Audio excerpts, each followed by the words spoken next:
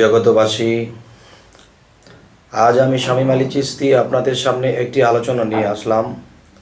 সে আলোচনাটি হলো যে এই পৃথিবীতে আমরা যেহেতু এসেছি ছোট হইতে সাবালকের দিকে গিয়েছি, কিন্তু একটি সাবালক হলো এই পৃথিবীতে চলে ফিরে খাওয়ার জন্য একটা সাবালক, আরেকটা সাবালক হলো যে রুহানি জগৎ বা আত্মজগৎকে বোঝার জন্যে, এবং সে বুঝে একদিন মুর্শিদ ধরতে হবে, এবং মুর্শিদ ধরার পরে মুর্শিদের দেওয়া সাধনাগুলো আমাদের করতে হবে। তখন দেখা যায় যে এই পৃথিবীতে আমরা আসছি, খাইতেছি, ঘুরতেছি, কাজ করতেছি, এটাই কিন্তু জীবন না।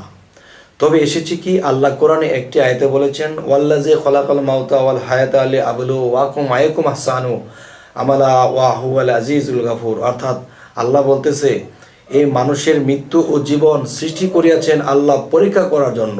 তবে আমরা এই পৃথিবীতে এসেছি এই আত্মার মুক্তি নিতে, আত্মার পবিত্র করতে। যখন আমরা পবিত্র হব তো মহাপবিত্রে আমরা একদিন মিশে যাব। তো আজকের মূল বিষয়টি হলো, সেটি হলো যে মুর্শিদ ধরবো কেন? মুর্শিদ চীন দেশের লোক, আমরা অচীন দেশের লোক। সেই চীনা দেশের লোকের কাছে কেন যাব? যে আমি নিজেকে হারিয়ে ফেলেছি, আমাকে চিনতে যাব।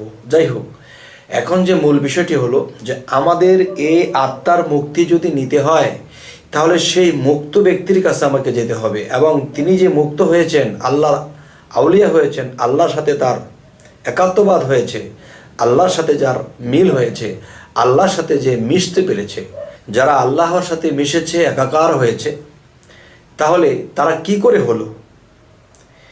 তারা কি করে আল্লাহর সাথে একাকার হয়েছে? সেই মুর্শিদের হাত ধরাই রাসূলের হাত ধরা, রাসূলের হাত ধরাই আল্লাহর হাত ধরা। তো এখন দেখা যায় কেউ কেউ বলে থাকে যে আমরা মুর্শিদের কাছে কিছু জিজ্ঞাসা করতে না ভয় পাই। আমরা মুর্শিদের কাছে গেলে আমরা নিচের দিকে তাকিয়ে থাকতে হয়, তার দিকে তাকিয়ে একটা কথা বলবো, জিজ্ঞাসা করব, সাহস নাই। না বাবা, দেখা গেছে স্কুলের মাস্টারের কাছে যখন যাব, তখন অবশ্যই জিজ্ঞাসা করি যে স্যার এই পড়াটা কীভাবে, ওই পড়াটা কীভাবে পড়ব।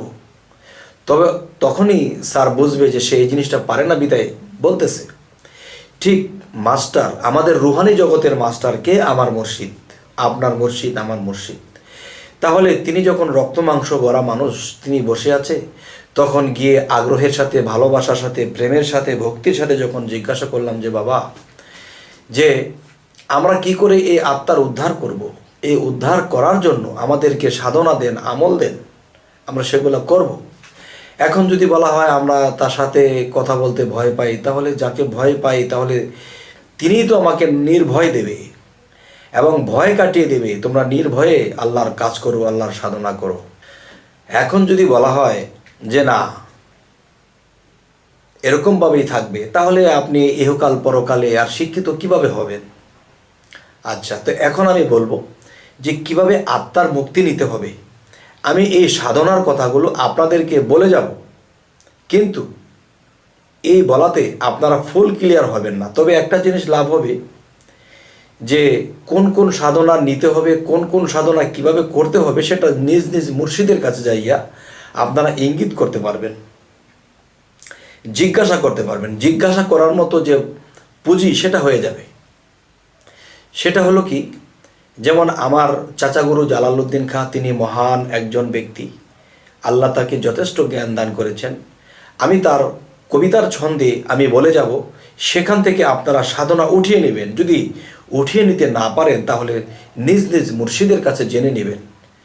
তখনই আপনারা সাধনাগুলো করলে এই আত্মা থেকে, এই দেহ থেকে আত্মার মুক্তি ঘটাতে পারবেন। কারণ জন্ম জন্মান্তরে আমরা ঘুরতেছি, এই জীবনের কোনো শেষ পাচ্ছি না। পৃথিবীতে আসছি, আবার বলছি মুক্তি নিব, পৃথিবীতে আসছি, আবার বলছি মুক্তি নিব, কিন্তু মুক্তি তো আর নেওয়া হয় না। এই জ্বালা যন্ত্রণা, জন্ম নেওয়া এবং জন্ম দেওয়া, আহা কি কষ্ট, এটি আমরা বুঝতে পারছি না। যাই হোক, সেই ইঙ্গিতগুলো করে যাব। এই ইঙ্গিত থেকে, এই কবির ভাষায় যা কিছু বলে যাব, এখান থেকে আপনারা তুলে নেবেন এবং খাতায় টুকে রাখবেন। এখান থেকে যার যার মুর্শিদকে জিজ্ঞাসা করবেন, ভক্তির সাথে, প্রেমের সাথে। প্রাণারাম অভ্যাস করো সাধন পথে মন আমার, এই রেচক পুরো কুম্ভকেতে লুপ্ত করো কাম্বিকার। এই পরের স্বর চক্র শোন, নিঘুমেতে করো ধ্যান, দম সমর্থে করো সাধন, গুহ্যমূলে মলাধার। সেই পদ্মতে কুণ্ডলিনী ভুজঙ্গল সেই রূপিণী, 3.5 পেজ দিয়া তিনি দৃষ্টি রাখছেন সহস্রবার। ঊর্ধ্বশ্বাসে চলন মোর, বীজ মন্ত্র করে রোপণ, ছাড়াইয়া লও ধরা সাধন, দেখবে মজা চমৎকার। ডাকিনী যোগিনী নিয়া আছেন মা সুখে ঘুমাইয়া, ঊর্ধ্বশ্বাসে লও জাগাইয়া, রুদ্র রাখছে ব্রক্ষদ্বার। চলরে জাহবীর কোলে, সবাদিষ্ঠানে সরদলে, জম্প দিয়ে পর্গে জলে, যদি মন জানে সাঁতার। এই স্নিগ্ধ জলে শুদ্ধ হইয়া জলের উপর আসন নিয়া, মণিপুরে যাও চলিয়া, থাকবে না অন্ধকার। একটি ফুলের পাখি 10টা, যদি হইতে পারো নিষ্ঠা, খাইবে বেসুমার।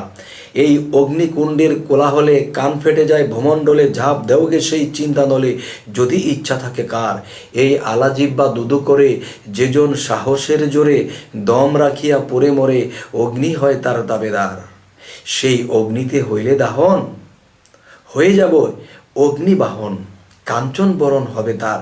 এই হৃদয়ে পদ্ম অনাহত, 12টি দল রয় পবিত্র, নারায়ণ বিরাজিত, বায়ুতে তার হার বিহার। সেই পথে হইলে সাধন, বায়ুর শোনে করবে ভ্রমণ, এই পরমাত্মা হবে দর্শন, পুণ্যজনম আর হবে না। 16 দল কণ্ঠমূলে এই বিশুদ্ধক্ষ পদ্ম বলে, 16 দল কণ্ঠমূলে বিশুদ্ধক্ষ পদ্ম বলে, সাধন হলে আকাশকুলে, সুখের নাহি পারাপার। এবার শোষণ মার ছিদ্র দিয়া, এই দ্বিদল পদ্ম ওঠো গিয়া, এই আজ্ঞাচক্র ভেদ করিয়া, করিল জাতের বিচার। সেই দেশেতে গেলে পরে মুক্ত জীব বলে তারে, ওরে জালাল বলে যাবে সেরে, জমেরও নাই অধিকার। হে জগতবাসী, শরীয়তের ভাষায় একটি কথা বলা হয় যে আজরাইল যেদিন আসবে 1 মিনিট সময় দেবে না। কিন্তু শরীয়তের ইবাদত যারা করতেছে, এই ইবাদত কেউ বুঝিয়ে করে, কেউ না বুঝিয়ে করে, কেউ লোক দেখানোর জন্য করে, কেউ মন থেকে করে। তবে এদের কাছে যদি আজরাইল আসে, তখন আজরাইল তাকে 1 মিনিট সময় দেবে না। এটা সত্য হাদিস কথা, সত্যই বলা হয়েছে। কিন্তু একজন সাধক যখন সাধনা করেছে, তার আত্মসাধনা করেছে, আগুন পানি বাতাস মাটি আলোক এই সমস্ত কিছু যখন সে আয়ত্ত করেছে, তখন শয়তান তাকে তো কখনো ধোঁকা দিতে পারবেই না, কারণ তার সমস্ত কিছু তার নিজের আয়ত্তদিন করেছে। আল্লাহ তাকে এই সাধন বলে এই আয়ত্তদিন করে দিয়েছে। কিন্তু আজরাইল যখন আসবে, তখন আজরাইল এসে তার মধ্যে তাকে দেখবে না, অন্য কাউকে দেখবে। তখন আজরাইল বলবে, তিনির মধ্যে মুর্শিদ বিরাজমান, মুর্শিদের মধ্যে রাসূল বিরাজমান, আর রাসূলের মধ্যে আল্লাহ বিরাজমান। তখন এখানে আজরাইল এসে ভক্তি দিবে, বলবে, হে আল্লাহর বন্ধু, আপনি তো একা নয়, আর আপনি তো আল্লাহ নয়, তবে আপনি তো আল্লাহ ছাড়া নয়, আপনার সাথে আল্লাহ রাসূল একাকার। আমি কি করে এই রুহু জান কবজ করব? তখন সালামের সাথে ভক্তির সাথে এসে যখন বলে, তখন সেই আউলিয়া যদি একবার বলে, হে আজরাইল, আপনার সালাম আমি গ্রহণ করলাম, তবে আপনি আমাকে নিয়ে যাবেন। যদি কেউ মনে করে নিয়ে যান, ঠিক আছে নিয়ে যান। আবার যদি কেউ মনে করে আমাকে 3 দিন 5 দিন সময় দিতে হবে, আমার একটা ছোট ডিউটি আছে, আল্লাহর একটা কাজ আছে, আমি সেটা করে যাব। তখন আল্লাহ বলেছে কি, হে জগতবাসী, তোমরা যদি আমার সাথে বেয়াদবি করো তো কিঞ্চিত মাপ পেয়ে যাবে, কিন্তু আমার বন্ধুদের সাথে কখনো বেয়াদবি করো না।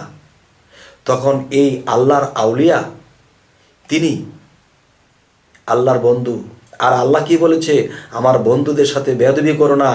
মনে রেখো, আমার বন্ধুদের কখনো মৃত্যু নেই, আমার বন্ধু কখনো চিন্তিত হবে না, তারা সবসময় স্বাধীন থাকবে। এবং মৃত্যু নেই বলতে যে আত্মার কখনো মৃত্যু হয় না, এই দেহের মৃত্যু হয়। আত্মা এই দেহে বাস করতো, এই আত্মা চলে যাবে, এই মৃত্যুর কথা বলা হয়েছে। যাই হোক, হে জগতবাসী, এই পৃথিবীর ধরাধামে আমরা এসেছি। আমরা যদি দুনিয়াতে খাচ্ছি, চলছি, ফিরছি, টাকা কামাই করতেছি, এটাই কিন্তু জীবন না বাবা। নিজের সাধন বলে এই দেহের থেকে এই আত্মাকে আলোকিত করে একদিন এই সিদরাতুল মুনতাহা দিয়ে একদিন বের হয়ে যেতে হবে, তখনই সে আত্মাটা মুক্ত হবে। এই আত্মাটা যদি এই সিদরাতুল মুনতাহা মগজে তার ঠিকানা, এখান দিয়ে যদি কেউ বের করতে না পারে, তাহলে সেই আত্মা মুক্ত হবে না, সে ফের জগতে আবার আসবে। কিন্তু যে আত্মাটা উপর দিয়ে চলে যাবে সে মুক্ত হবে, ইচ্ছে করলে আসতে পারবে, যেতে পারবে। কিন্তু কিছু কিছু আত্মা অন্য পথ দিয়ে যদি বের হয় তাহলে সেই সুবিধাটুকু হবে না, অসুবিধা ভোগ করেই থাকতে হবে। হে জগতবাসী, আজকে যেই আলোচনাটি আপনাদের সামনে করা হলো সেই আলোচনাটি একমাত্র মুক্তির সাধনার সম্বন্ধে কথা বলা হয়েছে। আমরা এই পৃথিবীতে শুধুই আমরা কাজ করব না, খাবো না, সংসার করব না এবং বাড়ি গাড়ি করবো না, এর পাশাপাশি যদি এই সাধনাগুলো করতে পারি, এই অবস্থা থেকে আমরা মুক্তি নিতে পারবো ইনশাল্লাহ। যদি কেউ এই কাজগুলো, এই সাধনাগুলো করে, আর সেই সাধনাগুলো করলে কোন কোন স্তর থেকে কোন কোন স্তরে যাবে, এবং একদিন আজরাইলের কাছেও, আজরাইল যদি একদিন কাছে আসে, সেও আল্লাহর বন্ধু হিসেবে তার সাথে বেয়াদবি করবে না এবং সে যা বলে তা শুনবে। হে জগতবাসী, আমাদের এই চ্যানেলের কথা যদি আপনাদের ভালো লাগে অবশ্যই সাবস্ক্রাইব করবেন এবং পরবর্তী ভিডিওগুলো আপনারা পেয়ে যাবেন। তো আজ এই বলেই রাখছি, আল্লাহ হাফিজ।